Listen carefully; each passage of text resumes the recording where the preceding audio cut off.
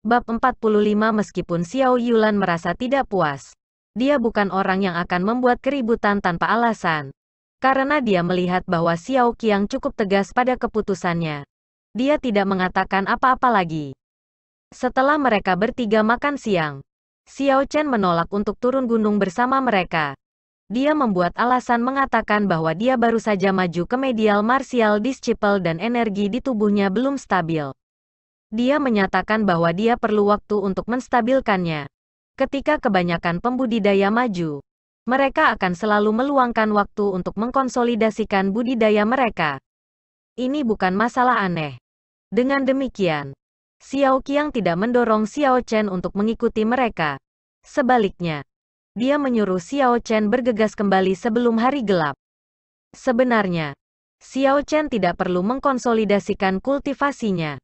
Ketika dia telah maju ke medial martial disciple, itu adalah urusan yang sangat mulus, kondisinya sempurna. Dia tidak harus melakukan terobosan secara paksa.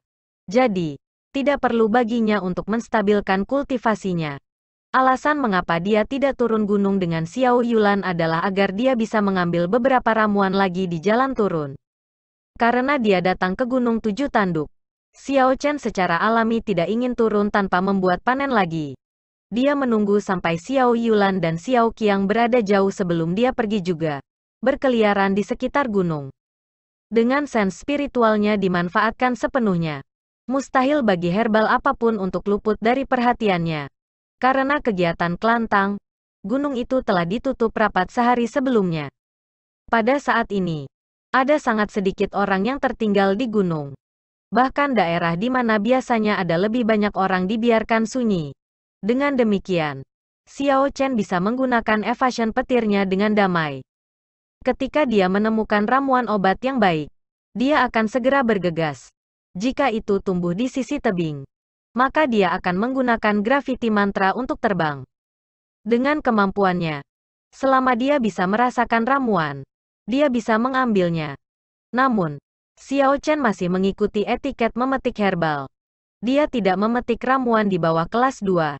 Ramuan yang belum matang, ramuan yang belum memenuhi persyaratan usia, atau bibit. Inilah prinsip-prinsip yang harus diikuti oleh pengumpul ramuan. Jika dia hanya memilih mereka sesuai keinginannya, itu bisa menyebabkan tumbuhan tertentu menjadi punah.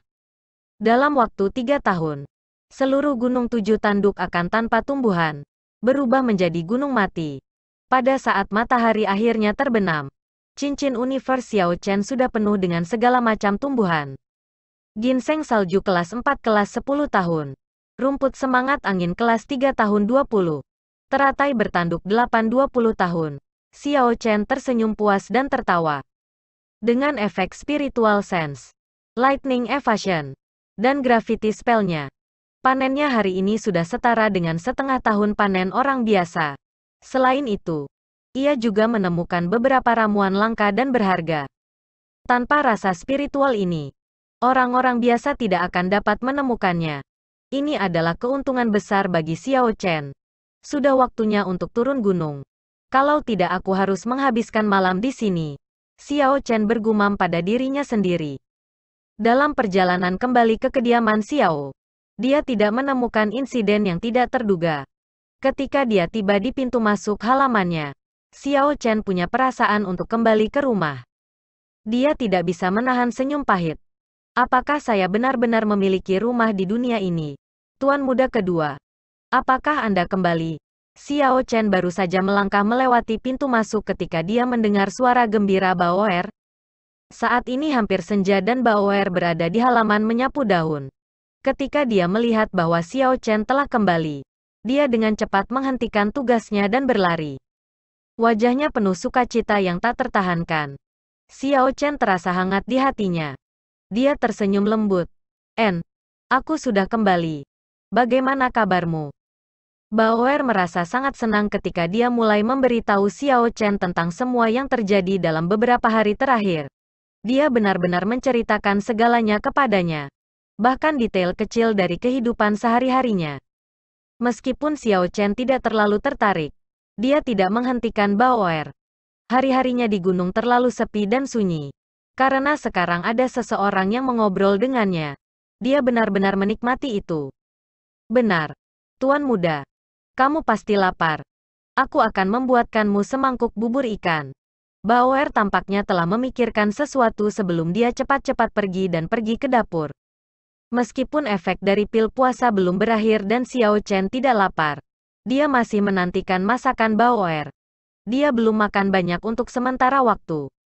Kembali ke kamarnya sendiri, Xiao Chen mengosongkan ramuan obat dari cincin semesta. Dia mengambil semuanya dan bersiap untuk menyelesaikannya. Hua. Tumpukan besar ramuan obat muncul entah dari mana dan ruangan itu hampir sepenuhnya ditempati oleh mereka. Dengan begitu banyak ramuan obat, tidak akan mudah untuk memilahnya. Ini adalah sakit kepala yang disebabkan oleh berkat. Namun, betapapun sulitnya, ia masih harus melakukannya. Atau yang lain, itu akan sangat bermasalah ketika dia perlu menggunakan ramuan ini di masa depan. Xiao Chen pertama kali memulai dengan mengurutkan mereka berdasarkan atribut mereka. Semua ramuan itu kemudian dibagi menjadi 5 kelompok yang berbeda. Kelima kelompok itu adalah memelihara ki dan darah, menyembuhkan luka, memberi nutrisi pada tubuh, membantu kemajuan dalam kultivasi, dan mereka yang tidak memiliki atribut luar biasa. Setelah ini, ia lebih lanjut mengelompokkan herbal ini ke dalam subkategori. Setelah dia mengeluarkan herbal yang dia butuhkan, dia menyisihkan beberapa ruang di cincin semesta dan menempatkan herbal yang diatur di sana. Bab 45a. Setelah dia selesai dengan semua ini, Xiao Chen penuh keringat. Pada saat ini, ada suara langkah kaki yang datang dari luar pintu. Dengan hanya berpikir, Xiao Chen dengan cepat mengirimkan sense spiritualnya. Jika seseorang menemukan bahwa ia memiliki begitu banyak ramuan obat, ia tidak akan dapat menjelaskan dirinya sendiri. Setelah memeriksa dengan sense spiritualnya, dia santai ketika dia menemukan bahwa itu adalah Bauer yang membawa bubur ikan. Ketika Bauer masuk dan melihat semua obat herbal, dia mengerti apa yang dilakukan Xiao Chen dan tahu bahwa dia tidak boleh tinggal dan mengganggunya. Dia tersenyum lembut dan meletakkan bubur ikan di atas meja sebelum pergi. Setelah mengirim Bauer, Xiao Chen segera tertarik oleh aroma bubur ikan di atas meja. Dia segera mengambil mangkuk dan mulai makan dengan penuh semangat. Celepuk, bayi rubah roh berekor 6 dalam spirit blood jade tiba-tiba melompat keluar. Itu menatap Xiao Chen, yang sedang menikmati makanannya, dengan cara yang menyedihkan ketika terus mengibas-ngibaskan ekornya. Matanya tampak berkabut, tampak lebih menyedihkan. Sejak dia menandatangani kontrak darah dengan bayi ini Spirit Fox, itu belum makan apapun. Xiao Chen hanya merawat dirinya sendiri dengan memakan pil puasa dan benar-benar lupa tentang Spirit Fox. Hal kecil ini pasti sangat kelaparan. Xiao Chen tersenyum malu ketika dia mendorong mangkuk di depan bayi Spirit Fox. Apakah kamu lapar? Di sini, Anda dapat memiliki ini. Lelaki kecil itu menjulurkan lidahnya dan menjilat mangkuk itu beberapa kali sebelum berhenti bergerak. Itu kemudian menatap Xiao Chen dengan cara menyedihkan sekali lagi. Makna di matanya jelas, ini tidak cocok untuk dimakan. Xiao Chen tidak bisa membantu tetapi merasa cemas. Dia tidak memiliki pengetahuan tentang apa yang harus diberi makan spirit beast. Pada titik waktu ini, dia tidak tahu harus berbuat apa. Bagaimana jika anak kecil ini mati kelaparan? Apa yang akan dia lakukan? Dia akan melakukan kesalahan perhitungan besar jika itu terjadi. Merasa cemas, Xiao Chen segera memikirkan skenario terburuk. Idiot, Xiao Chen tidak jelas kapan Au Jiao muncul di belakangnya tetapi ketika dia melihatnya, dia merasakan harapan. Adapun dia memanggilnya idiot, dia akan berpura-pura tidak mendengarnya. Sister Au Jiao, apa yang dimakan roh rubah ini? Apakah kamu tahu? Dasar idiot. Bocah kecil ini baru berumur 1 bulan. Tentu saja. Ia minum susu. Menurut Anda apa yang akan dimakannya? Biasanya, ketika orang membuat kontrak darah, mereka akan menunggu sampai berusia 3 bulan terlebih dahulu sebelum membuatnya. Anda benar-benar melakukannya bahkan sebelum berusia sebulan. Jadi, ada latihan seperti itu. Pikir Xiao Chen dalam hatinya. Namun, situasinya sangat mendesak dan dia tidak memiliki pilihan lain. Jika dia tidak menyegelnya dengan spirit blood jade, Spirit Blood Jade pasti akan direnggut oleh Liu Fenglin.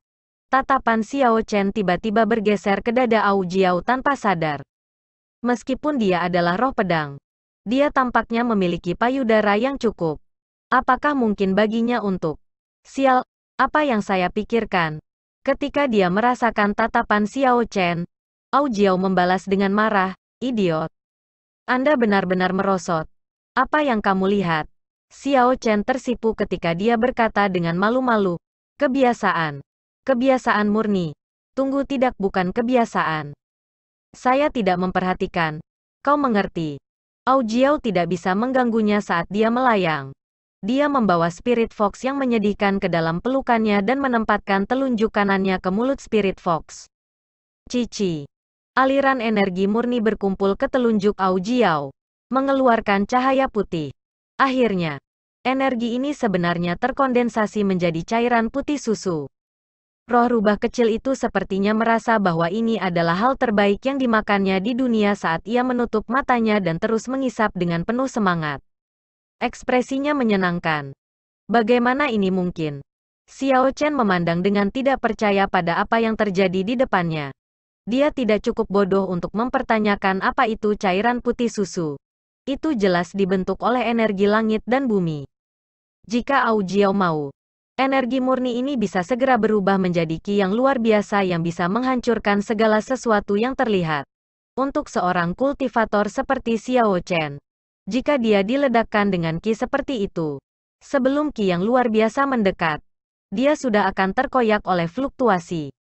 Dia tidak akan bisa bertahan melawannya sama sekali. Kekuatan seperti itu akan menjadi milik seseorang yang setidaknya di ranah martial monarch. Tidak heran Au Jiao akan mengatakan hal-hal merendahkan seperti itu kepada Xiao Chen. Seorang kultivator martial monarch adalah seorang kultivator yang akan mampu menekan seluruh bangsa. Untuk dapat menekan bangsa dengan kekuatan satu orang. Ini adalah tingkat ahli seperti itu. Di bangsa Qin besar, ada 3 provinsi, 9 prefektur, dan 72 kabupaten. Selain itu, ada puluhan ribu kilometer gunung dan hutan belantara. Di permukaan, hanya ada 10 karakter seperti itu. Mungkinkah gadis muda di depannya ini menjadi salah satu karakter ini? Apakah dia benar-benar hanya roh pedang yang tidak signifikan? Setelah beberapa saat, cahaya putih susu menghilang. Au Jiao menarik jarinya dan terhuyung-huyung di udara. Dia tampak lemah tetapi ekspresi wajahnya puas. Hei, Sister Au Jiao. Apakah kamu baik-baik saja? Xiao Chen memperhatikan bahwa dia tampak lemah. Jadi dia bertanya dengan khawatir. Bayi Spirit Fox sepertinya tidak memakan banyak cairan putih susu. Tetapi sebenarnya, itu mengandung energi spiritual yang tak terbatas. Jika pembudidaya teratur memakannya, itu bahkan bisa meningkatkan budidaya mereka dengan ranah. Dengan pengeluaran energi sebesar itu, Xiao Chen takut kalau dia mungkin melebih-lebihkannya. Au Jiao menggelengkan kepalanya. Aku baik-baik saja. Jumlah energi yang saya berikan cukup untuk bertahan selama 3 bulan. Setelah itu, Anda bisa memberi makan bubur itu. Kamu belum memberi nama orang ini, kan? Bagaimana kalau Anda memberi nama? Au Jiao tiba-tiba memikirkan masalah ini. Xiao Chen berpikir sejenak sebelum bertanya. Apakah itu laki-laki atau perempuan? Tidak. Maksudku, apakah itu laki-laki atau perempuan? Kamu orang bodoh. Lupakan saja. Panggil saja dia Xiao Bai. Au Jiao berkata dengan sedikit dendam. Xiao Bai. Xiao Bai. Xiao Chen bergumam pada dirinya sendiri. Nama ini harus menjadi milik seorang wanita. Apakah itu akan menjadi Vixen di masa depan? Sialan. Apa yang aku pikirkan lagi? Bab 46. Setelah menyelesaikan masalah Xiao Bai, Xiao Chen mengeluarkan Azul Dragon Medicine Cauldron dan bersiap untuk memperbaiki obatnya. Au Jiao tetap di samping, bermain dengan Xiao Bai. Dia tidak punya niat untuk pergi. Plus Xiao Chen menghela nafas. Tampaknya dia tidak akan bisa menyembunyikan rahasianya dari Au Jiao di masa depan. Tetapi ini adalah sesuatu yang tidak bisa dia lakukan. Kekuatan Au Jiao jauh lebih tinggi dari kekuatan tuannya. Bahkan jika dia ingin menolak, dia masih tidak memiliki peluang untuk menang. Namun, dia memiliki perasaan bahwa meskipun kata-katanya tidak menyenangkan, dia tidak memiliki skema di dalam hatinya dan tidak akan melakukan apapun untuk menyakitinya. Dalam keadaan tertentu, dia bahkan akan membantunya memecahkan beberapa masalah. Persis seperti bagaimana dia memecahkan masalah memberi makan Xiao Bai. Dia telah menghabiskan sejumlah besar energi untuk menghasilkan beberapa tetes cairan putih susu. Sambil menggelengkan kepalanya, Xiao Chen menyingkirkan semua pikiran yang tidak masuk akal ini. Dia mulai fokus pada penyulingan obat. Dia akan memperbaiki 2 pil baru. Jenis pil penyembuhan dan jenis pil kekuatan. Setelah pengalamannya di Seven Horn Mountain, dia menyadari bahwa tidak mungkin untuk sepenuhnya menghindari cedera dalam pertempuran. Jika dia memiliki pil untuk penyembuhan saat itu, yang bisa menyembuhkan luka-lukanya dengan cepat, maka dia mungkin tidak akan berakhir dalam keadaan yang menyedihkan. Adapun ledakan jenis kekuatan pil, itu akan memungkinkan pengguna untuk meningkatkan kekuatan mereka untuk periode waktu yang singkat. Pada saat kritis, dia bisa menggunakan ini untuk melakukan serangan balik. 2 pil yang ingin disempurnakan disebut pil pengisian darah dan pil penelan awan. Pil yang terakhir memiliki efek samping yang sangat parah. Meskipun setelah mengkonsumsinya, ia akan memiliki efek yang sangat kuat. Setelah efeknya hilang, itu akan menyebabkan banyak kerusakan pada tubuh. Xiao Chen memperbaiki kedua pil ini dalam upaya untuk melindungi hidupnya. Selama dia tidak sering menggunakannya, mereka tidak akan menyebabkan kerusakan tersembunyi atau abadi pada tubuhnya. Dibandingkan dengan pil serupa di dunia ini, efeknya jauh lebih baik. Pertama, dia menyiapkan bahan-bahan yang dia butuhkan. Inti hijau di lautan kesadarannya segera memasuki ramuan bersama dengan sens spiritualnya. Dia kemudian dapat melihat dengan sangat jelas struktur bagian dalam ramuan itu. Dengan suara "pu", api ungu dari telapak tangannya menjadi hidup. Xiao Chen sekarang benar-benar fokus. Dia tidak berani terganggu. Dalam kompendium budidaya, kedua pil ini tidak memiliki peringkat tinggi. Jadi, tidak terlalu sulit untuk memperbaikinya. Dengan bantuan kesadaran spiritual dan rasa spiritualnya, dapat dikatakan bahwa usaha ini akan berjalan lancar. Segera, aroma wangi keluar dari kuali obat. Pil pertama berhasil keluar dari kuali. Xiao Chen mengungkapkan ekspresi puas dan mengeluarkan botol porselen, menyimpan pil pengisian darah di dalamnya. Dumbas Master, kurasa kau tidak bisa memperbaiki obat juga. Selain itu, metode Anda dalam memurnikan obat berbeda dari metode alkemis yang biasa. Au Jiao memandang Xiao Chen dengan heran. Sebelumnya, dia takut mengganggu Xiao Chen sehingga dia tidak mengatakan apa-apa. Mendengar kata-kata Au Jiao, Xiao Chen merasa bangga di dalam hatinya. Dia tersenyum. Kamu terlalu memandang rendahku. Ini bukan satu-satunya yang saya tahu. Au Jiao mendengus. Hanya dengan sedikit keterampilan dan kau sudah sangat sombong. Sepertinya Anda tidak menyadari ketinggian surga dan kedalaman bumi. Apa maksudmu hanya sedikit keterampilan? Dia menggunakan metode alkimia dalam kompendium budidaya dan mampu mencapai tingkat keberhasilan 90% ketika memperbaiki pil peringkat 3 dan di bawahnya. Ini sudah jauh lebih baik daripada alkemis biasa di dunia ini. Xiao Chen berkata dengan nada tidak yakin. Jika Anda memiliki kemampuan, maka sempurnakan pil yang persis sama untuk saya lihat. Au Jiao menatap kosong untuk sesaat. Wajah imutnya memiliki kesan melihat sesuatu yang sangat lucu, bersama dengan keheranan. Setelah beberapa saat, dia tersenyum dingin. Jika aku bisa memperbaikinya, apa yang akan kamu lakukan? Harus ada semacam taruhan. Berurusan, jika Anda berhasil memperbaikinya, Anda dapat meminta saya apa saja. Namun, jika Anda gagal, maka Anda tidak lagi diizinkan untuk memanggil saya idiot. Xiao Chen tidak berhenti untuk berpikir lebih dalam sebelum dia mengatakan ini. Xiao Chen sangat percaya diri dengan keterampilan alkimia. Bahkan jika Au Jiao benar-benar dapat memperbaiki obat-obatan, dia hanya melihat dia melakukannya sekali dan dia tidak tahu resepnya. Dalam kondisi seperti itu, mustahil baginya untuk berhasil. Au Jiao berkata, sungguh bodoh. Saya akan memberi Anda pelajaran hari ini. Sehingga Anda tidak akan mati dengan dipukuli sampai mati oleh orang lain karena begitu sombong. Setelah Aujiao mengatakan itu, dia menjentikkan jarinya 3 kali. 3 api putih muncul entah dari mana. Diam-diam mengambang di udara. Posisi tangannya terus berubah sampai di bawah manipulasi. Ramuan di atas meja semua terbang ke udara. Itu terlihat sangat mempesona. Xiao Chen memikirkan bartender yang berbakat dari kehidupan sebelumnya. Ini sepertinya sangat akrab. Itu indah dan mempesona. Xiao Chen berdiri di samping menghibur dirinya sendiri. Tidak ada yang perlu dikhawatirkan. Karena dia melakukannya dengan cara yang mencolok. Pasti ada tipuan untuk itu. Alkimia adalah bisnis yang sangat serius. So, tangan Aujiao bergerak secepat kilat.